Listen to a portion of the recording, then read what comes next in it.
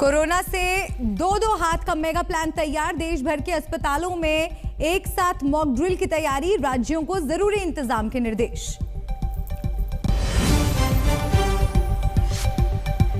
मथुरा में 2 जनवरी से शुरू होगा विवादित स्थल का सर्वे। अदालत के आदेश के बाद प्रशासन का एक्शन। 20 जनवरी तक रिपोर्ट सौंपने की डेडलाइन।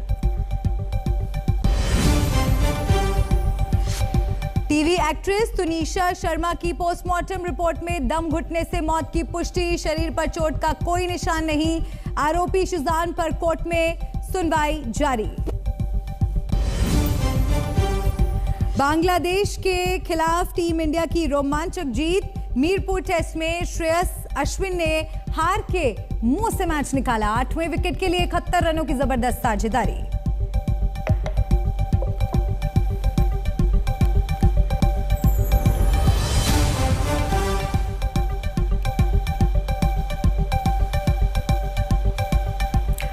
नमस्कार, आप देख रहे हैं आज तक। आपके साथ मैं हूं मलिका मल्होत्रा और शुरुआत एक बड़ी खबर के साथ करेंगे। प्रधानमंत्री मोदी ने मन की बात में कोरोना से आगाह किया है। पीएम ने देशवासियों से अपील की है कि कोरोना कहीं नहीं गया है, इसलिए सावधानी बरतें। उन्होंने कहा कि मास्क लगाएं, सावधानी ही कोरोना से बचाव है। तो आज पीएम मोदी ने मन की बात में कोरोना से सावधान रहने का संदेश दिया। पीएम मोदी ने आग्रह किया कि मास्क लगाएं, सावधानी ही कोरोना का इलाज है। मैं आप सभी को वर्ष 2023 की शुभकामनाएं देता हूं। ये वर्ष भी देश के लिए खास रहे, देश नई ऊंचाइयों को छूता रहे। हमें मिलकर के संकल्प भी लेना है, साकार भी करना है। इस समय बहुत से लोग छुट्टियों के मूड में भी हैं। आप पर्वों को, इन अवसरों का खूब आनंद लीजिए, लेकिन थोड़ा सतर्क भी रहिए। आप भी देख रहे हैं कि दुनिया के कई देशों में कोरोना बढ़ रहा है, इसलिए हमें मास्क और हाथ धुलने जैसी सावधानियों का और ज्यादा ध्यान रखना है। हम सावधान रहेंगे तो सुरक्षित भी रहेंगे और हमारे उल्लास में कोई रुकावट भी नहीं पड़ेगी। और अब देखिए हमारी खास पेशकश कहानी कोरोना की श्वेता सिंह के साथ।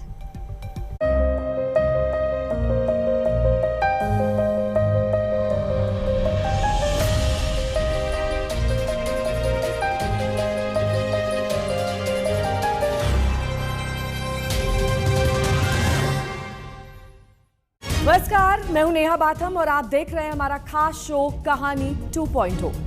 हर कहानी की एक शुरुआत होती है, एक मध्य होता है और एक अंत होता है। कहानी फिल्मी हो तो अमूमन अंत बहुत सुखद होता है, लेकिन कहानी असली हो तो अंत की भविष्यवाणी नहीं की जा सकती।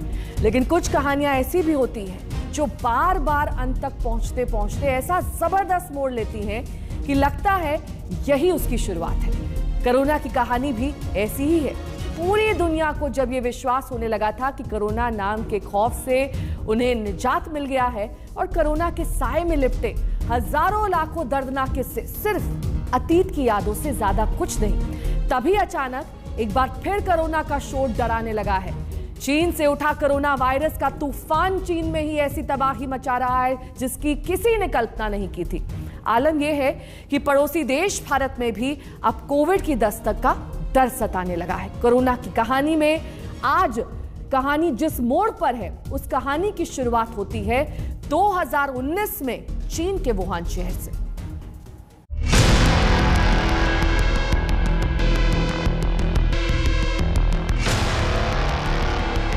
चीन में कोरोना से हाहाकार। नए वेरिएंट BF7 से चीन बेहाल।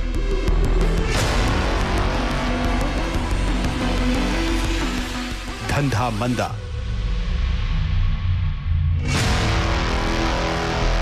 अस्पताल फुल।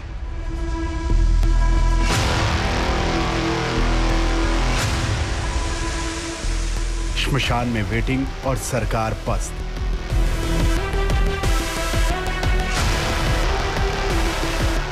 भारत में चिंता।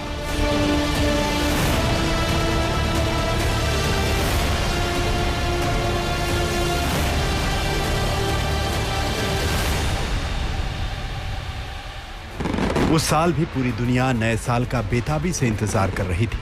जश्न का माहौल था।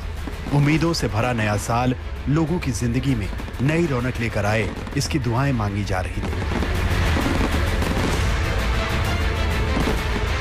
लेकिन इन उम्मीदों के बीच यांगत्से नदी के किनारे बसे चीन के 7वें सबसे बड़े शहर वुहान में एक अदृश्य लावा सुलग रहा था।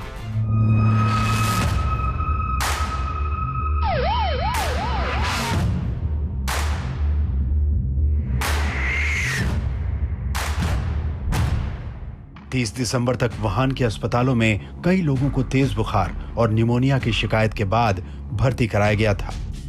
डॉक्टरों ने आशंका जताई कि यह सामान्य निमोनिया नहीं है। प्रभावित लोगों के फेफड़ों के नमूनों को जेनेटिक सीक्वेंसिंग करने वाली कंपनियों को भेजा गया ताकि बीमारी की असल वजह पता चल सके। 30 दिसंबर की शाम को वुहान सेंट्रल हॉस्पिटल के इमरजेंसी विभाग के हेड को बीजिंग के कैपिटल बायोमेडिकल्स लैब में हुए सीक्वेंसिंग के नतीजे मिले और नतीजों को देखते ही उन्हें पसीना आ गया।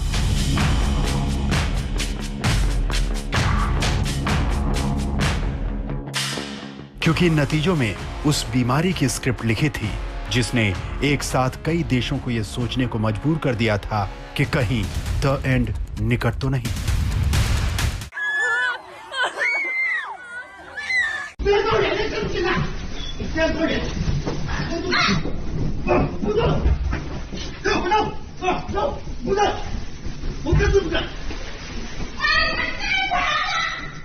We want to place infected patients with high transmissibility rates less than 20 meters away from some residential areas.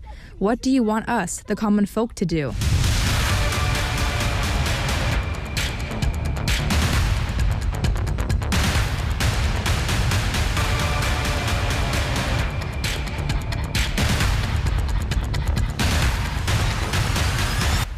क्योंकि नतीजे बता रहे थे कि सार्स से मिलता जुलता कोई वायरस दस्तक दे चुका है। 2002-2003 में जब दक्षिणी चीन में सार्स का प्रकोप फैला था, उस वक्त भी बीजिंग प्रशासन ने कहा था कि हालात नियंत्रण में हैं और इस वजह से वायरस दुनिया भर में फैल गया था। वुहान अस्पताल के कई बड़े अधिकारियों को यह डर सताने लगा कि कहीं इस बार भी ऐसा ना हो।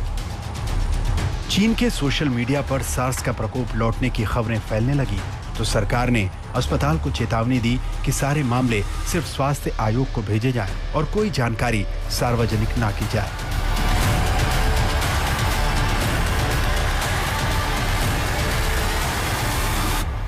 इकतीस दिसंबर तक दुनिया के कई बड़े देशों तक सूचना पहुंच चुकी थी और चीन के सेंटर फॉर डिजीज कंट्रोल के महानिदेशक प्रोफेसर जॉर्ज एफ गाओ को मदद की पेशकश आने लगी। लेकिन ना तो वो चिंतित थे और ना ये मानने को तैयार कि इस संक्रमण का इंसानों से इंसानों तक पहुंचने का कोई सबूत है। जिन डॉक्टरों ने प्रकोप फैलने की बात कही, उन्हें अफवाह फैलाने वाला कहा गया। चीन के कई लैब में वायरस की जेनेटिक सीक्वेंसिंग की मैपिंग हो रही थी। इसमें शंघाई के मशहूर बायोलॉजिस्ट प्रोफेसर झांग योंगजिन भी शामिल थे। उन्होंने 3 जनवरी 2020 से सीक्वेंसिंग शुरू की और 11 जनवरी को डेटा रिलीज कर दिया। कीमत उन्हें चुकानी पड़ी। अगले ही दिन उनकी लैब बंद कर दी गई।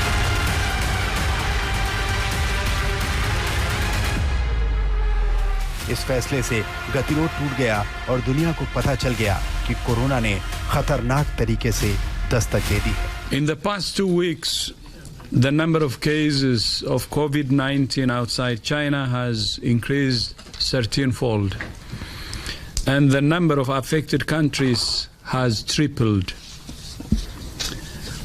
Thousands more are fighting for their lives in hospitals. In the days and weeks ahead, we expect to see the number of cases, the number of deaths, and the number of affected countries climb even higher. We have therefore made the assessment that COVID-19 can be characterized as a pandemic.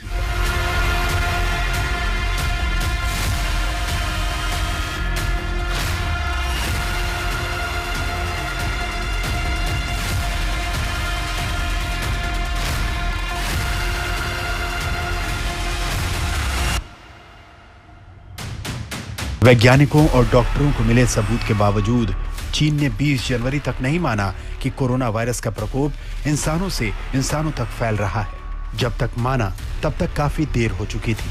Corona दूसरे देशों में पहुंच चुका था। दरअसल corona की कहानी में चीन विलेन से कम नहीं, पहले भी और अब भी। पहले चीन ने कोविड पर अंकुश के लिए इतने सख्त नियम लगाए कि लोगों को भूखों मरने की नौबत आ गई और सरकार के खिलाफ सड़कों पर विरोध प्रदर्शन होने लगे।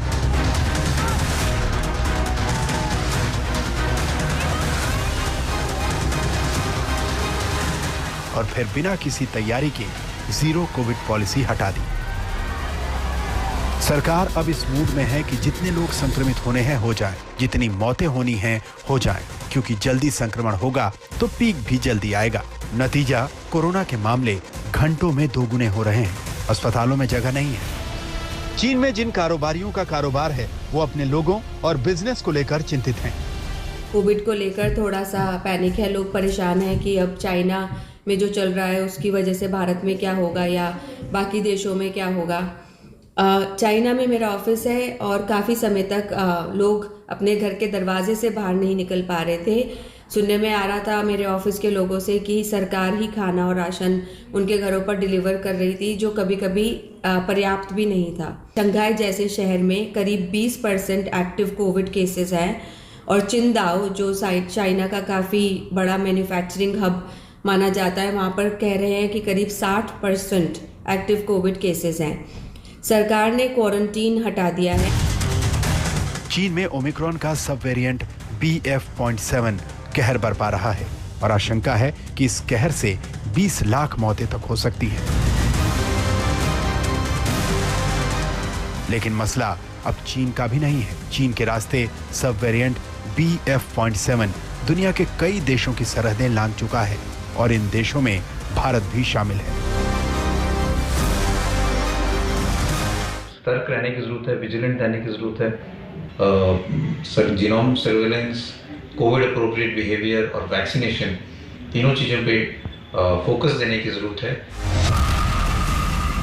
आज तक ब्यूरो। कोरोना की अपनी कहानी है तो कोरोना को लेकर लोगों के पास अपनी अलग अलग कहानियां हैं। भारत में शायद ही ऐसा कोई परिवार होगा जिसके पास कोरोना से जुड़ा अपना कोई अनुभव ना हो। लेकिन देश में जिस वक्त पहले मरीज की पुष्टि हुई थी तब किसी को पता नहीं था कि एक अदृश्य वायरस उन्हें अगले कुछ दिनों में जीवन जीने के नए अनुभव सिखाने जा रहा है। किसी को अंदाजा नहीं था कि सरकार उन्हें घर बैठे रहने का कोई फरमान सुना सकती है। किसी को अनुमान नहीं था कि एक अदद वायरस लाखों लोगों की कहानी में खलनायक की तरह इस तरह प्रवेश करेगा कि फिर कभी जिंदगी पहले जैसी नहीं रहेगी।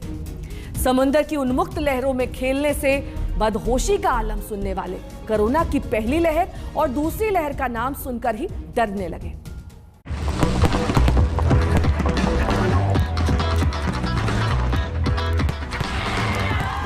हिंदुस्तान में साल 2020 का आगाज शानदार हुआ था।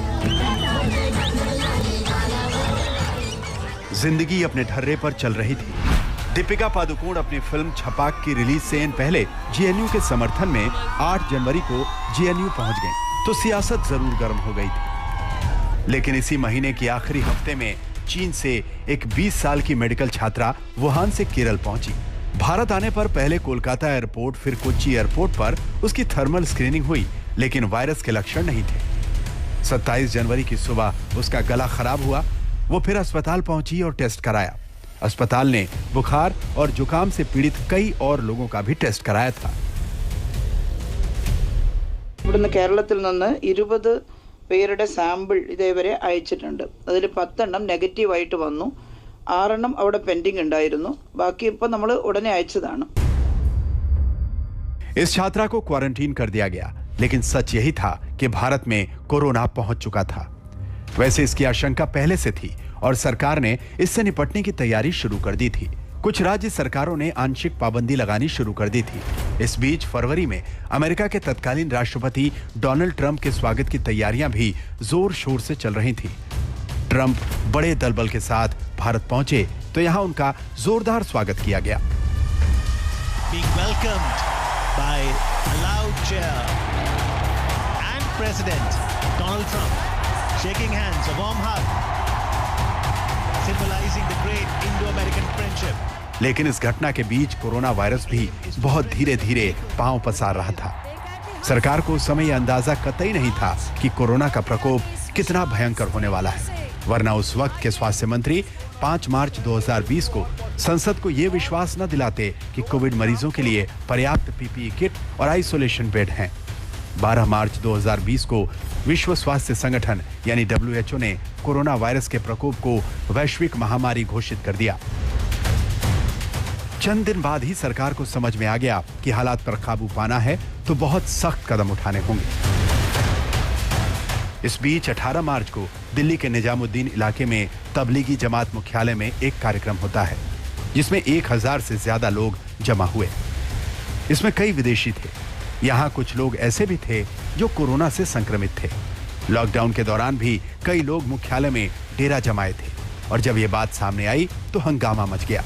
कुछ दिनों बाद राज्यसभा में एक सवाल के जवाब में सरकार ने कहा कि शुरुआती दौर में कोरोना के प्रसार में इस कार्यक्रम की भूमिका थी। 22 मार्च रविवार को सुबह 7 बजे से रात 9 बजे तक सभी देशवासियों को जनता कर्फ्यू का पालन करना है। इस बीच प्रधानमंत्री मोदी के आह्वान पर देश में जनता कर्फ्यू लागू किया गया और 22 मार्च को कोरोना वॉरियर्स के सम्मान में शाम 5 बजे थाली भी बजाई गई।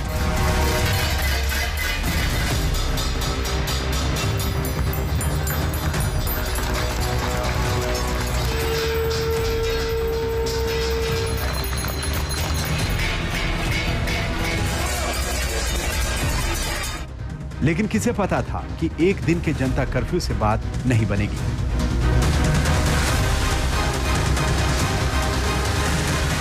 आज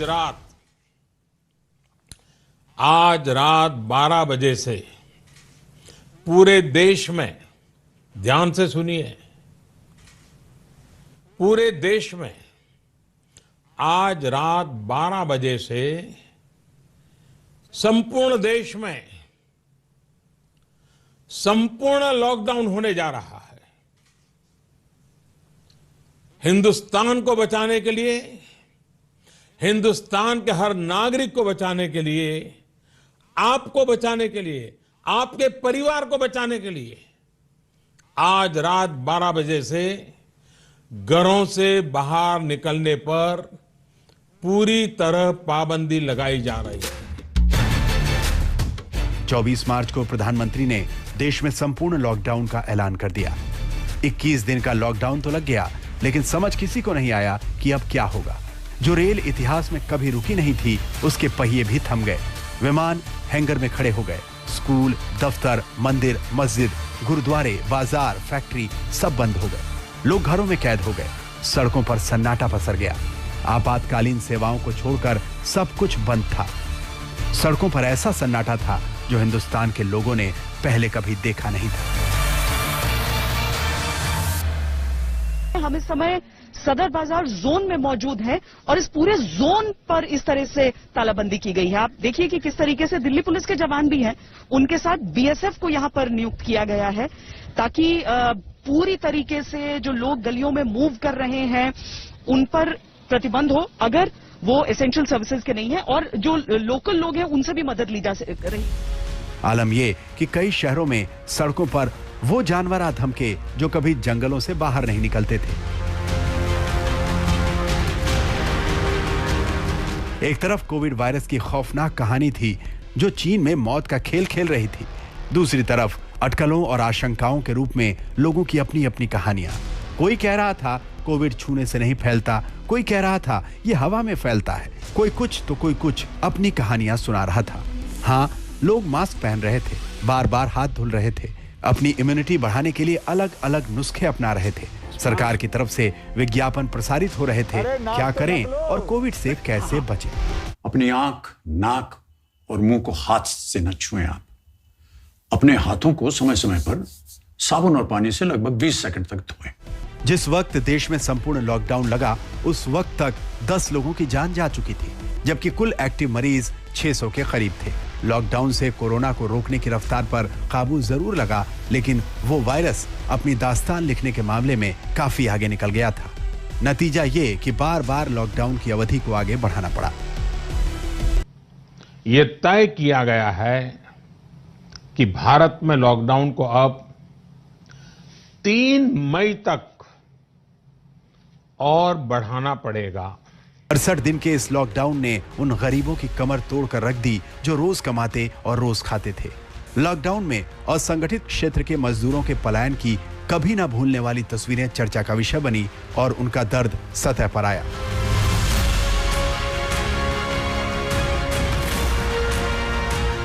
बाहर निकले थे शाम को 8 बजे। कल शाम को? हाँ, कल शाम को। गुड़गांव से। गुड़गांव से। और जाना कहाँ है? बदायूं जी, बदायूं से और 40 किलोमीटर आगे जी। आगे कुछ खाने को मिला कल से? कुछ ना खाने को मिला है। कुछ नहीं मिला? कुछ ना। रास्ते में कुछ मिलेगा? ना कुछ, रास्ते में जब बंदी है तो कहाँ से मिलेगा खाने को? कुछ नहीं मिलेगा। कुछ ना मिलेगा। क्यों रहे? क्या दिक्कत है इधर? दिक्कत तो सब है, यानी खाने पीने को कोई यानी साधन ही नहीं है, जाने बैठने को कहीं ना है। बताओ क्या खाएंगे? निकसेंगे जब मजदूरी करेंगे ना तो खाएंगे क्या? अब आपको कितने दिनों से नहीं मिला है? हम जब से 22 तारीख से। 22 तारीख से काम नहीं। और है कहाँ के रहने वाले? हम जिला एटा के। अच्छा, तो जाएंगे कैसे वापस अभी? कोई वाहन मिलता है तो ठीक है, पैदल पैदल जाएंगे। पैदल पैदल? कितना किलोमीटर है अंदाजा है? 250 किलोमीटर। 250 किलोमीटर चलेंगे पैदल पैदल? चलना पड़ेगा, मजबूरी है। आपका तो बच्चा भी है छोटा, बच्चे को भी लेके चलेंगे? चलना पड़ेगा। इस बीच करोड़ों कामकाजी लोगों ने पहली बार वर्क फ्रॉम होम का मतलब समझा और घरों में बंद लोगों के अंताक्षरी खेलने से लेकर मनोरंजन के नए नए तरीके खोजने के वीडियोस वायरल हुए। 5454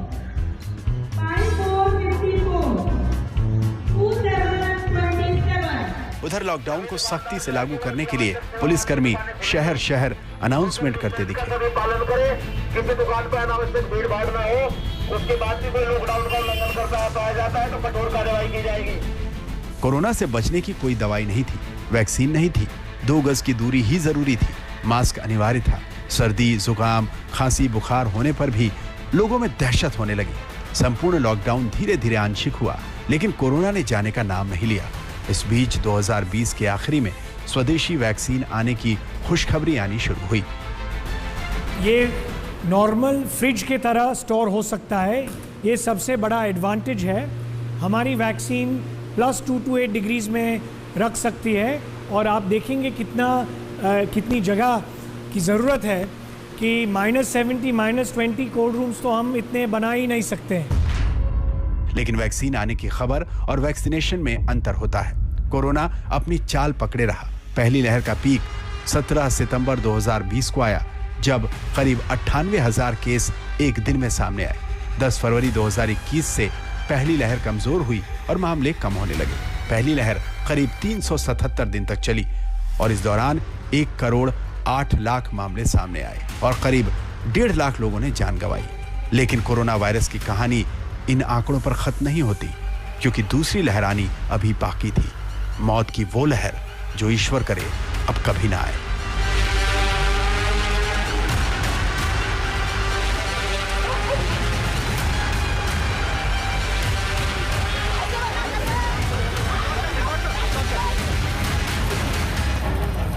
आज तक ब्यूरो।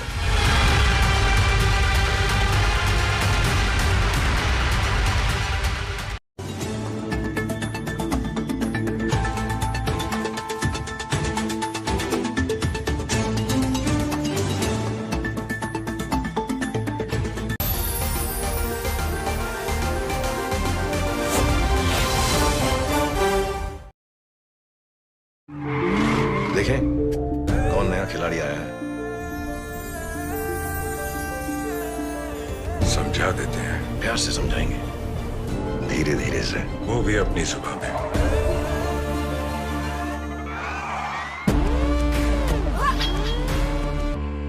ये तो अपनी जुबान है। जुबान एक हो तो दिल भी एक होने चाहिए। विमल बोलो जुबान केसरी। बात करें देश के प्रसिद्ध ज्योतिषी से, डाउनलोड एस्ट्रो तक ऐप। 1.5 करोड़ लोगों का भरोसा।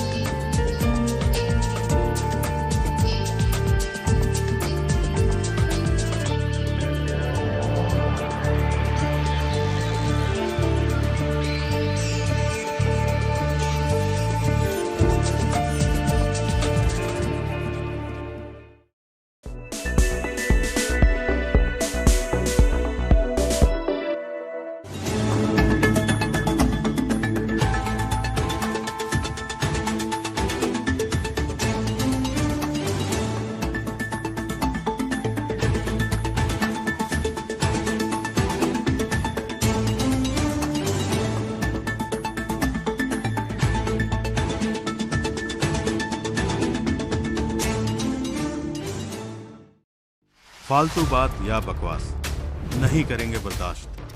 खड़ी हो जाएगी खाट जब चित्रा लगाएगी वाट। वाट लगाती चित्रा त्रिपाठी।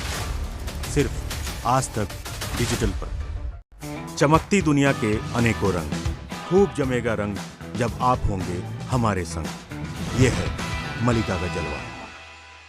सिर्फ आज तक डिजिटल पर। फालतू बात या बकवास नहीं करेंगे बर्दाश्त। खड़ी हो जाएगी खाट जब चित्रा लगाएगी वाट। वाट लगाती चित्रा त्रिपाठी। सिर्फ आज तक डिजिटल पर।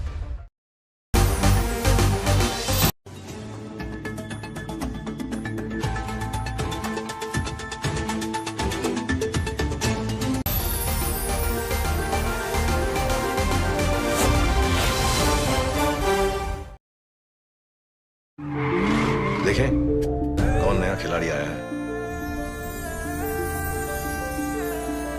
समझा देते हैं। प्यार से समझाएंगे, धीरे धीरे से। वो भी अपनी जुबान में।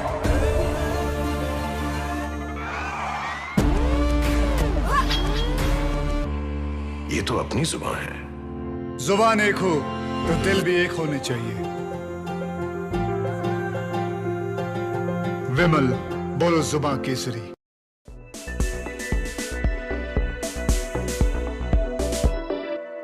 अब इंडिया में माहौल नहीं रह गया, तुम लोग खेल पाओगे या नहीं खेल पाओगे। तरह तरह से मुसलमानों के साथ जुल्म हो रहा है। भारत में रहना है, भारत का गुणगान गाना है।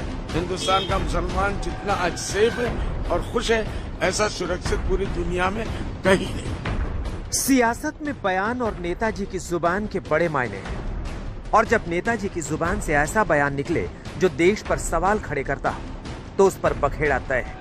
और ऐसा ही बखेड़ा खड़ा हुआ है आरजेडी नेता अब्दुल बारी सिद्दीकी के बयान पर, जो अपने बच्चों को विदेश में बसने का मशविरा देते देते देश के माहौल पर ही सवाल उठा देते हैं। हमने कहा अपने बेटा बेटी को कि नौकरी कर लो उधर ही, अगर सिटीजनशिप भी मिले तो ले लेना। अब इंडिया में माहौल नहीं रह गया, तुम लोग झेल पाओगे या नहीं झेल पाओगे। ये बात हो सकता है, आप समझ सकते हैं कि कितनी तकलीफ से आदमी ये बात अपने बाल बच्चों को कहेगा कि अपना मातृ वतन, अपनी मातृभूमि को छोड़। भारत जैसे मुल्क में सांप्रदायिकता के नाम पर सहूलियत के सियासी शिगुफे का रिवाज पुराना है। लिहाजा अब्दुल बारी के समर्थन वाले नेताओं के कई बयान सामने आए, जिन्होंने देश के मौजूदा हालात पर सवाल उठाए। तरह तरह से मुसलमानों के साथ जुल्म हो रहा है, लेकिन इसके बावजूद हम चाहते हैं कि देश ठीक हो और हम यहीं रहेंगे। अच्छा, जुल्म कर कौन रहा है सर मुसलमानों पे? कौन जुल्म कर रहा है मुसलमानों के लोग, आरएसएस के लोग। हालांकि बात बढ़ी तो अब्दुल बारी सिद्दीकी अपने बयान पर सफाई देते नजर आने लगे। डिप्टी सीएम तेजस्वी यादव अपने नेता के बयान का मतलब समझाने लगे। अगर मेरी बात से अगर आपको दुख पहुंचा है तो मुझे खेद है, मगर लाखों करोड़ों लोग जो दुखी मन से जी रहे हैं, उनके लिए भी कभी कभी खेद व्यक्त करना चाहिए।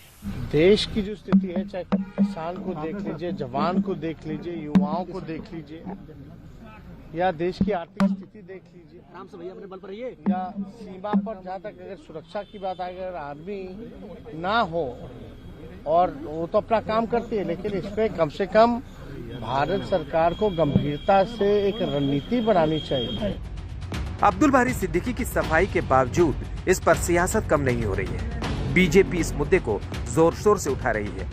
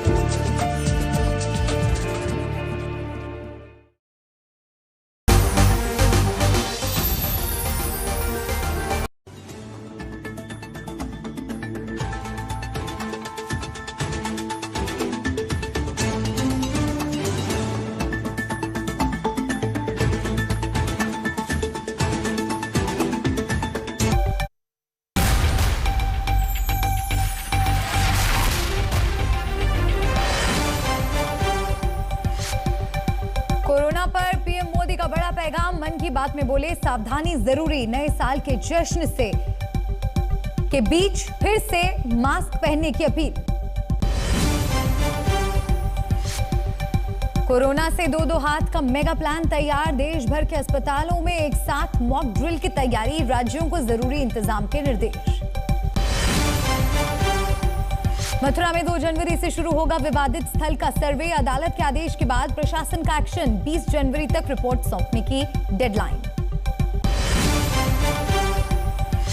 टीवी एक्ट्रेस तुनिशा शर्मा की पोस्टमार्टम रिपोर्ट में दम घुटने से मौत की पुष्टि, शरीर पर चोट का कोई निशान नहीं, आरोपी शुजान पर कोर्ट में सुनवाई जारी। बांग्लादेश के खिलाफ टीम इंडिया की रोमांचक जीत, मीरपुर टेस्ट में श्रेयस अश्विन ने हार के मुंह से मैच निकाला, 8वें विकेट के लिए 71 रनों की जबरदस्त साझेदारी।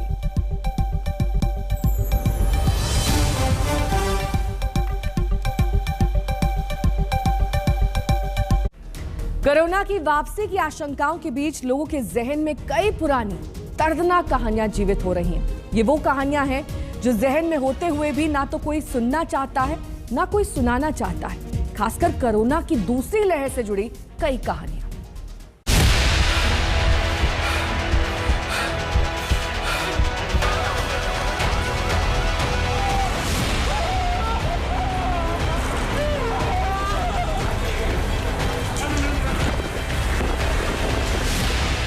कोरोना की कहानी में दूसरी लहर के रूप में ये उस मोड़ की तस्वीरें हैं जिसने लाखों अच्छी खासी कहानियों का द एंड कर दिया।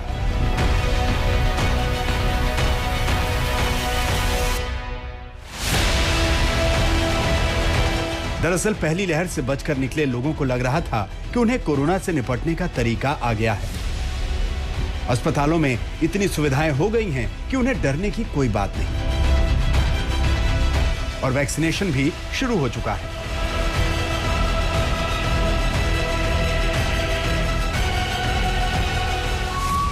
लेकिन 2021 के अप्रैल में जैसे ही कोरोना की दूसरी लहर ने आतंक मचाना शुरू किया, सारे इंतजाम धरे के धरे रह गए।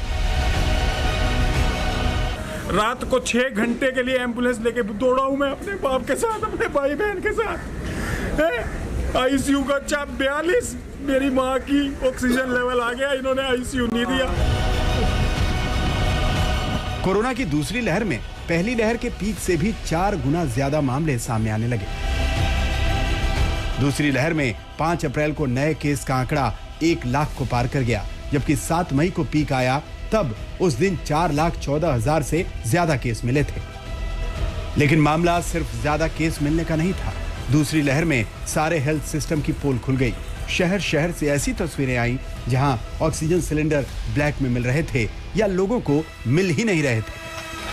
अगर हम हकीकत की बात करें और ज़मीनी हकीकत की बात करें तो तस्वीरें आपको हम दिखा सकते हैं कि किस तरीके से अभी भी प्रदेश में ऑक्सीजन सिलेंडर्स की भारी किल्लत है, ऑक्सीजन की भारी किल्लत है। सर आम जनता मर रहा है दिन प्रतिदिन सर, डेली लगभग सर 5,000 डेली पेशेंट मर रहा है सर।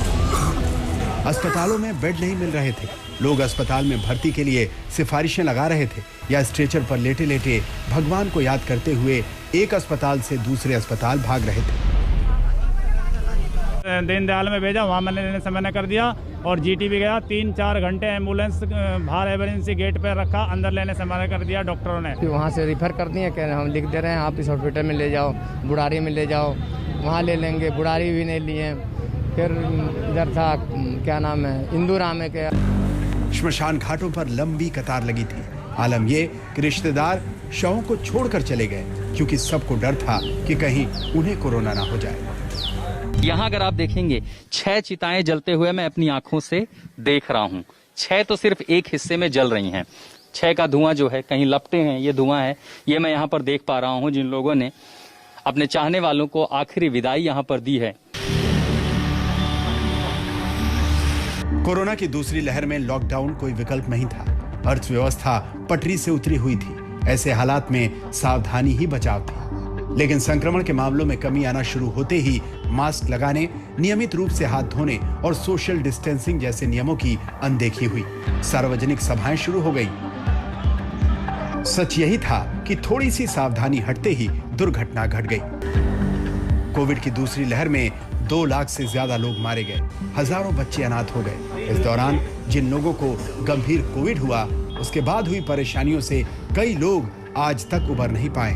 दरअसल कोविड के दूसरे दौर की त्रासद कहानियां सिर्फ इसलिए सुननी चाहिए ताकि हमें एहसास हो सके कि एक वायरस को कमतर समझने का मतलब क्या हो सकता है। मेरे बेटे को मारा, इन्होंने इंजेक्शन नहीं दिया, रेपिड में इंजेक्शन दिया। पश्चिम बिहार से आया था भैया मैं। क्या हुआ था? क्या कोरोना नहीं हुआ, बिना कोरोना का था। पेशेंट ले लिया, मेरा लड़का को मार दिया। 25 साल का लड़का था मेरा बेटा। कल ही एडमिट करा, मार दिया इन लोगों ने, मेरे भाई को मार दिया। नहीं था तब भी मार दिया इन लोगों ने। बहरहाल दूसरी लहर सिर्फ अतीत में है। नया संकट कोरोना का नया वेरिएंट BF.7 है और हम चाहते हैं कि दूसरी लहर की खौफनाक कहानियां हमारी जिंदगी में कभी न लौटे। तो सावधान हो जाइए। आज तक ब्यूरो।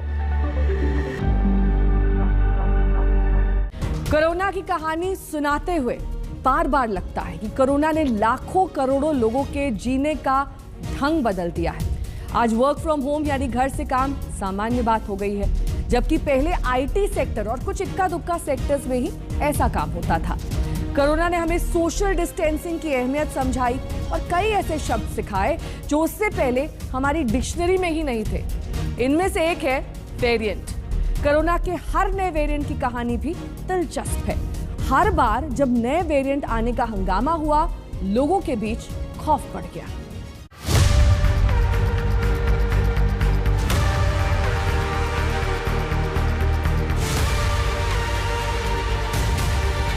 कोरोना वायरस फिर नए रूप में सामने है और इस नए रूप को वैज्ञानिकों ने नाम दिया है वेरिएंट BF.7। भारत में इस वेरिएंट की पहचान जुलाई में की गई थी, लेकिन जिस तरह से चीन में इस नए वेरिएंट ने हमला बोला है, उसके बाद भारत अलर्ट मोड पर है।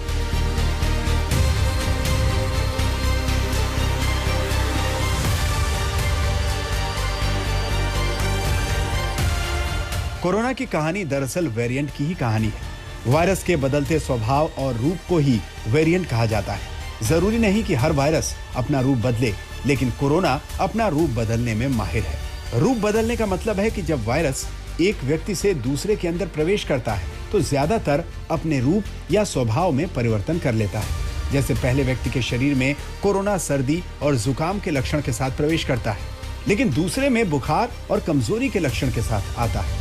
जरूरी नहीं कि वायरस जब एक व्यक्ति से दूसरे के शरीर में जाए तो मजबूत रूप में ही हो, ये कमजोर भी पड़ सकता है। We have to be taking abundant precaution. हमें केयरफुल रहना और उस केयरफुलनेस में सबसे महत्वपूर्ण जो बात आती है, द स्ट्रैटेजी, सिस्टमैटिक स्ट्रैटेजी, वो आती है जो हमारा सर्वेलेंस सिस्टम है। उसके कई पहलू हैं, एक दो पहलू की चर्चा करूंगा ब्रीफली। उसको जो चल रहा है उसको हम और एनर्जाइज करेंगे और उसको इंटेंसिफाई करेंगे इन दिस सिचुएशन। दरअसल कोरोना हर बार रूप बदलकर लोगों की इम्यूनिटी का इम्तिहान लेता है। कोरोना वायरस को 2 कैटेगरी में बांटा गया है। इसमें यह देखा जाता है कि वेरिएंट कितना खतरनाक है और कितनी तेजी से फैलता है। इस आधार पर इसकी 2 कैटेगरी है। पहली, वेरिएंट ऑफ इंटरेस्ट। शुरुआती दौर में किसी भी वेरिएंट को वेरिएंट ऑफ इंटरेस्ट की कैटेगरी में रखते हैं। इस श्रेणी में उस वेरिएंट को शामिल किया जाता है जो अमूमन कम खतरनाक होते हैं। दूसरी कैटेगरी है वेरिएंट ऑफ कंसर्न।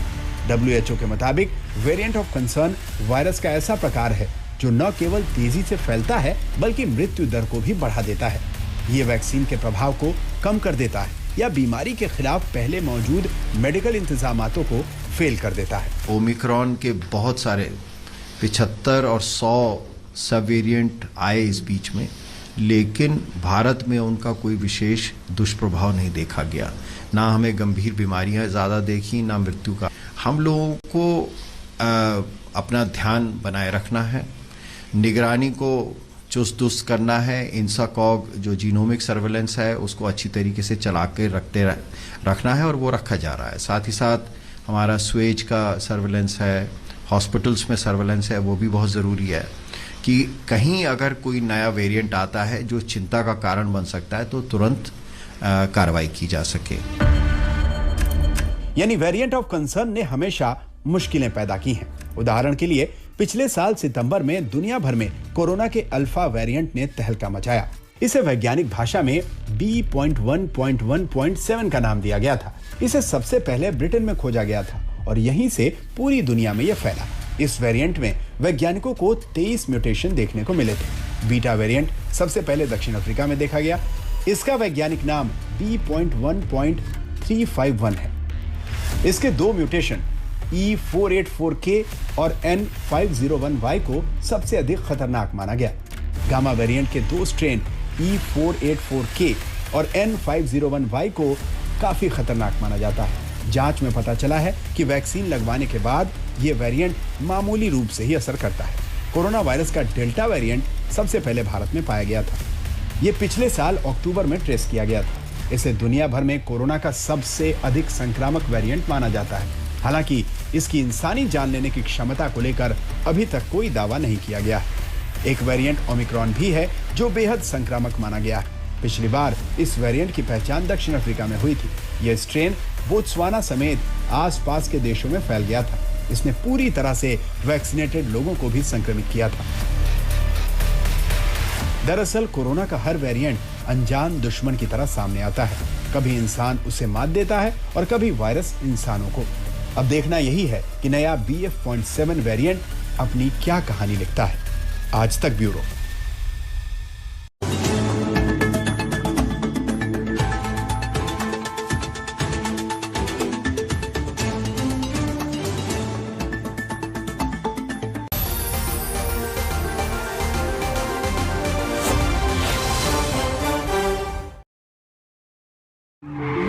देखें कौन नया खिलाड़ी आया है। समझा देते हैं। प्यार से समझाएंगे, धीरे धीरे से। वो भी अपनी जुबान में।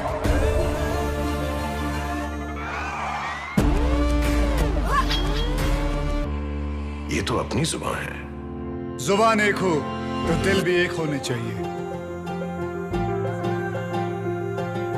विमल बोलो जुबान केसरी।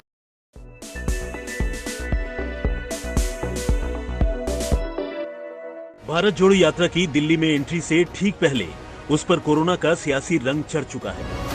केंद्र और कांग्रेस में ठन गई है।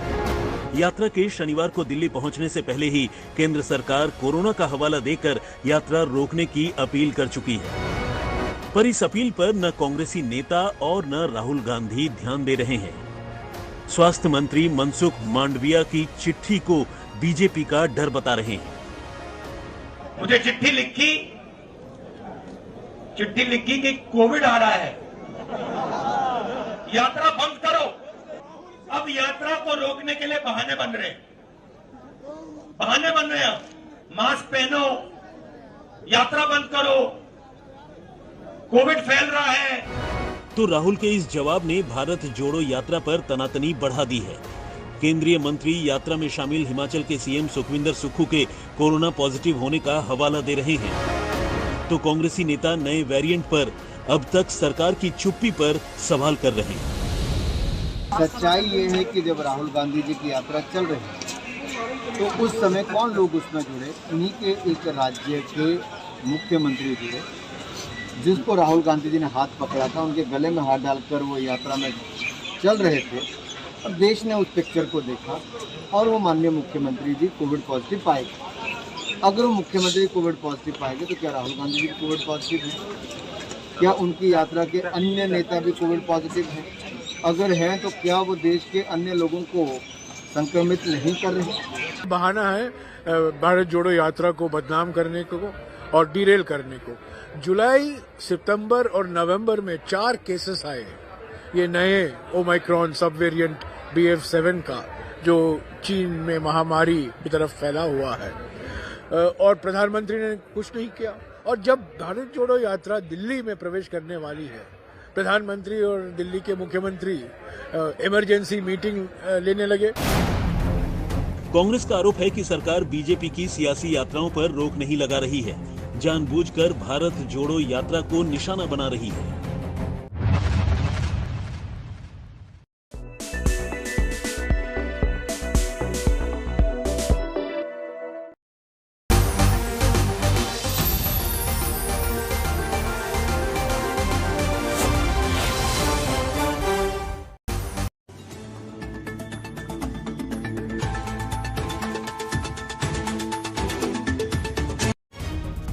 कोविड की कहानी में एंड कब आएगा ये कोई नहीं जानता, आएगा भी या नहीं ये भी नहीं पता, लेकिन इतना जरूर पता है कि कोरोना रूपी अदृश्य वायरस को हल्के में नहीं लिया जा सकता।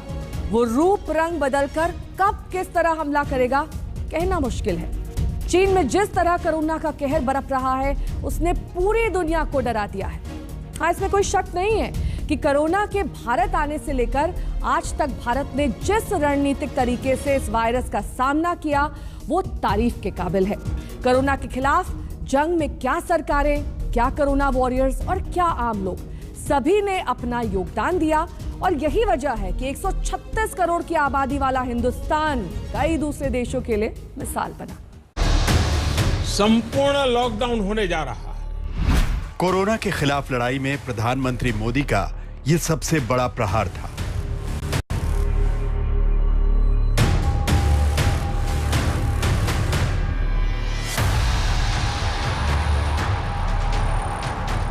भारत ने जिस तेजी से लॉकडाउन का फैसला किया वो दुनिया के कई देशों को हैरान कर गया, क्योंकि उस वक्त बमुश्किल 600 एक्टिव केस थे। वैसे 30 जनवरी को WHO के कोरोना को महामारी घोषित करते ही सरकारी मशीनरी हरकत में आ गई थी। अलर्ट और एडवाइजरी के साथ साथ जागरूकता अभियान की शुरुआत हो गई थी। हेल्थ इंफ्रास्ट्रक्चर को बढ़ाए जाने की शुरुआत हो गई। हजारों यात्रियों को क्वारंटीन किया गया, टेस्टिंग बढ़ाई गई और फिर मार्च में जनता कर्फ्यू से होते हुए लॉकडाउन लगाया गया।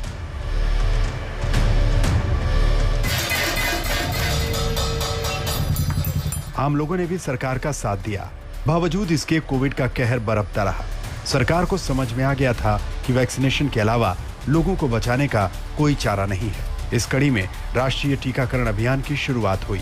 2021 की शुरुआत में हेल्थ केयर वर्कर्स को सबसे पहले वैक्सीन लगाई गई। फिर फ्रंटलाइन वर्कर्स यानी पुलिस, सेना और अर्धसैनिक बलों को, फिर 60 से ज्यादा उम्र के लोगों को, यानी रणनीतिक तरीके से वैक्सीनेशन कार्यक्रम शुरू हुआ। और फिर 21 जून से 18 साल से ज्यादा उम्र के लोगों के लिए मुफ्त वैक्सीन शुरू हुई तो सरकार ने गांव, कस्बे हर जगह वैक्सीन पहुंचाई।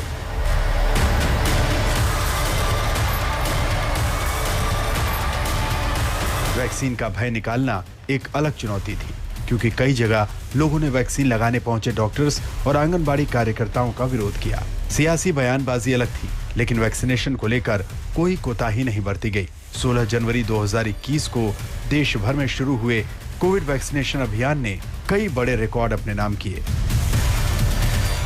प्रधानमंत्री मोदी की मौजूदगी में दिल्ली के राम मनोहर लोहिया अस्पताल में 100 करोड़वां टीका लगाया गया, जो अब 200 करोड़ पार कर चुका है। माननीय प्रधानमंत्री जी ने मुझसे भी कहा कि लोगों को भी जागरूक करें वैक्सीनेशन के लिए। मैंने माननीय प्रधानमंत्री जी से कहा कि मैं निश्चित रूप से करूंगा। दुनिया कोरोना के कालखंड में वैक्सीन लेना या न लेना, वैक्सीन काम का है कि नहीं है, उस उलझन में जी रहा था। उस समय मेरे देश के गांव गरीब भी 200 करोड़ डोज दुनिया को चौंका देने वाला काम करके दिखा देते हैं। यही चेतना है। कोरोना के दौरान विश्व के कई देशों को भारत ने वैक्सीन उपलब्ध कराई। दरअसल कोरोना की त्रासदी के बीच भारत ने समझ लिया था कि ये एक वैश्विक समस्या है।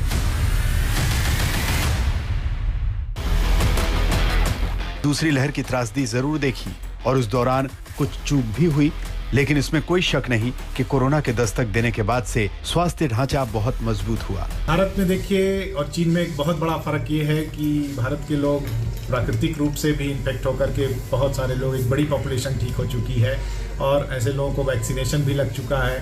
तो अब दोबारा अगर कोई वायरस वेरिएंट आता है या कोई वायरस का सब वेरिएंट आता है तो भारत के लोगों को कोई बहुत बड़ी नुकसान की संभावना नहीं है, बशर्ते कि कोई ऐसा वेरिएंट हो जो पूरी पुरानी इम्यूनिटी को ध्वस्त कर पाए, तभी कुछ भारत के लिए समस्या होगी, अदरवाइज कोई समस्या नहीं। लेकिन बर्बादी की स्क्रिप्ट लिख चुका यह वायरस कब क्या गुल खिला दे कहना मुश्किल है और इसीलिए सरकार कोई कोताही नहीं बरतना चाहती। सरकार ने नेजल वैक्सीन को अगली बूस्टर डोज के तौर पर मंजूरी दे दी है। इसके अलावा टेस्टिंग बढ़ा दी गई है, स्क्रीनिंग पर जोर है। केंद्रीय स्वास्थ्य मंत्री राज्यों के स्वास्थ्य मंत्री से लगातार संपर्क में है। लोगों के लिए एडवाइजरी जारी की जा चुकी है और प्रधानमंत्री ने खुद मास्क का इस्तेमाल शुरू करते हुए संकेत दे दिया है कि बचाव से ही सुरक्षा है। आज तक ब्यूरो। कहानी 2.0 के इस एपिसोड में आज हमने बात की कोरोना वायरस की, कैसे इसकी आहट अब देश में डर पैदा करने लगी है। तो आज के इस एपिसोड में बस इतना ही। अगले हफ्ते फिर होगी एक मुलाकात आपके साथ, एक नई कहानी के साथ हाजिर होंगे। तब तक के लिए देश और दुनिया की तमाम खबरों के लिए आप देखते रहिए आज तक।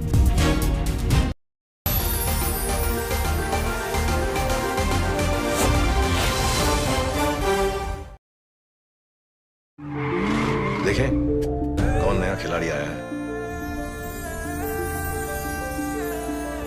समझा देते हैं। प्यार से समझाएंगे, धीरे धीरे से, वो भी अपनी जुबान में।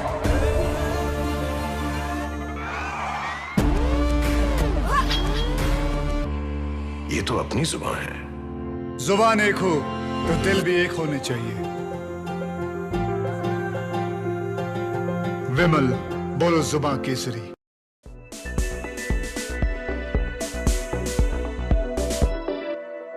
मोर्चे में शामिल इन लोगों की शिकायत ये है कि इनकी शादी की उम्र निकलती जा रही है, पर कोई लड़की उनसे शादी करने को तैयार नहीं है और इसके लिए ये लोग जिम्मेदार मानते हैं सरकार को।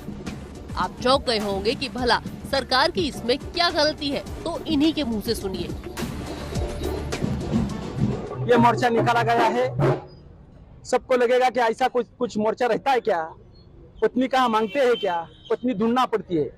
जो उनके जो माँ बाप है वो ढूंढ ढूंढ के वो थक गए हैं कि मेरे लड़के के लिए पत्नी चाहिए, मगर उनको पत्नी नहीं मिलने की वजह से उनको शुगर हो रही है, बीपी हो रहा है, ब्लड प्रेशर, अटैक आ रहा है। तो ये जवाबदारी वो खाली माँ बाप की है? सरकार की क्या जवाबदारी है? सरकार ने जो निर्णय ले वो सब गलत, उसकी अमल बजावनी होने की वजह से आज ये देश में 1000 लड़के के बीच में 960 लड़कियां आए। कहने की बात यह है कि लड़कियां की संख्या कम है और लड़कों की संख्या ज्यादा है। नेशनल फैमिली हेल्थ सर्वे के मुताबिक महाराष्ट्र में 1000 आदमियों पर 920 महिलाएं हैं। पीसीपीएनडीटी एक्ट का सही ढंग से पालन नहीं होता। इस एक्ट के बावजूद भ्रूण का लिंग परीक्षण होकर अवैध गर्भपात हो रहे हैं और जिसकी सजा आगे चल के भुगतनी पड़ती है इनके जैसे युवकों को। मोर्चे के आयोजकों को पता है कि कुछ लोग ऐसा मोर्चा निकालने के लिए उनका मजाक उड़ाएंगे, पर सच बात यह है कि लैंगिक असमानता की वजह से शादियों में दिक्कत आती है और ये समस्या सिर्फ महाराष्ट्र के सोलापुर तक सीमित नहीं है। मोर्चा आयोजकों के मुताबिक गरीब लड़के इसके ज्यादा शिकार होते हैं। सोलापुर से विजय कुमार बब्बर के साथ आज तक ब्यूरो।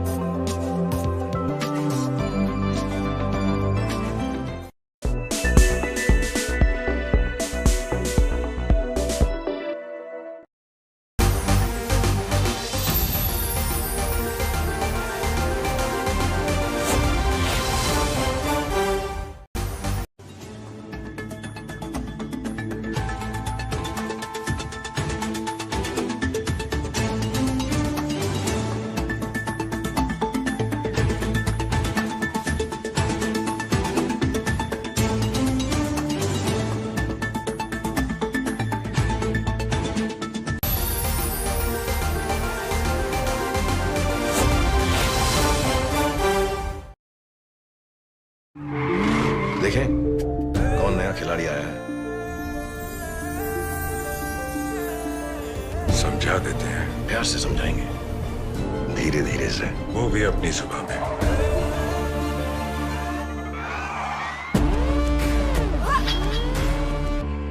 ये तो अपनी जुबान है। जुबान एक हो तो दिल भी एक होने चाहिए।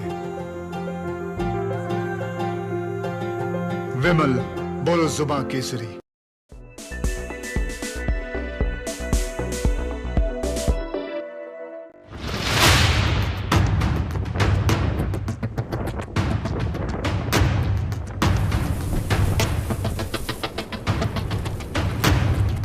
क्रिसमस से पहले कनाडा मौसम की मार से बेहाल है। भारी बर्फबारी के साथ बर्फीली हवाएं चल रही हैं, जिसके चलते ओंटारियो और ब्रिटिश कोलंबिया समेत कई इलाकों में सड़कों पर 1 फीट तक बर्फ जमा हो गई। साथ ही साथ कई जगहों पर पारा गिरकर 0 से 5 डिग्री तक नीचे पहुंच गया है। मौसम विभाग के मुताबिक ओंटारियो और ब्रिटिश कोलंबिया में कई जिलों में 15 सेंटीमीटर तक बर्फबारी हुई, जिसके बाद स्कूल कॉलेज बंद कर दिए गए हैं। मौसम विभाग ने चेतावनी दी है कि आने वाले समय में बर्फबारी की रफ्तार बढ़ सकती है, जिसकी वजह से तापमान में और ज्यादा गिरावट आएगी। न्यूज एजेंसी रॉयटर्स के मुताबिक अमेरिका में आया बर्फीला तूफान भी कनाडा पहुंच चुका है, जिसकी वजह से यातायात पर खासा असर पड़ा है। टोरंटो के अंतर्राष्ट्रीय एयरपोर्ट से उड़ान भरने वाली ज्यादातर फ्लाइट्स रद्द कर दी गई, जबकि वैंकूवर हवाई अड्डे पर भी कुछ ऐसा ही हाल है, जिसकी वजह से नई साल और क्रिसमस की छुट्टियां मनाने जा रहे हजारों लोग एयरपोर्ट पर फंस गए हैं। कनाडा में सबसे ज्यादा बर्फबारी ओंटारियो प्रांत की राजधानी टोरंटो में ही हो रही है, जहां सड़कों पर बर्फ बिछने से जीवन की रफ्तार थम सी गई है। सड़कों पर चंद गाड़ियां जरूर नजर आ रही हैं, लेकिन ज्यादातर इलाकों में सन्नाटा पसरा है। आज तक ब्यूरो।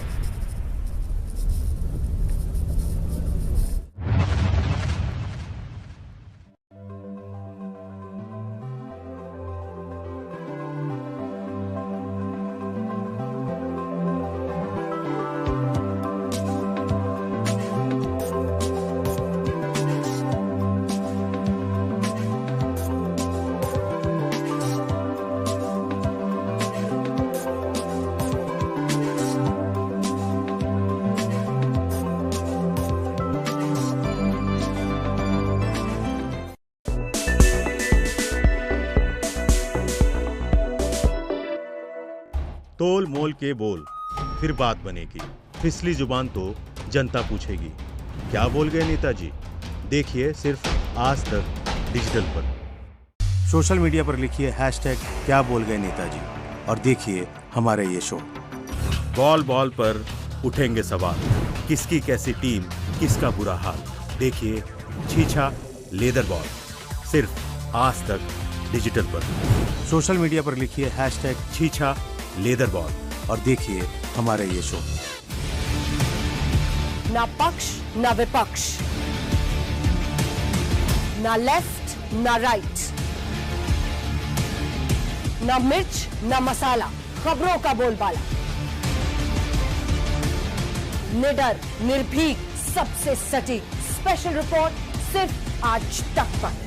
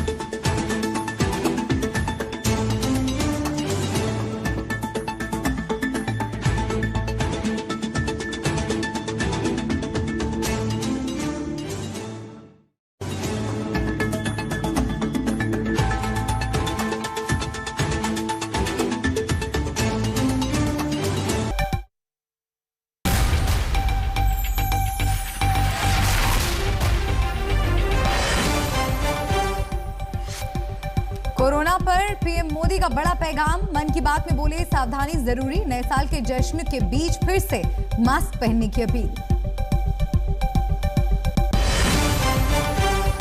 कोरोना से दो हाथ का मेगा प्लान तैयार, देश भर के अस्पतालों में एक साथ मॉक ड्रिल की तैयारी, राज्यों को जरूरी इंतजाम के निर्देश।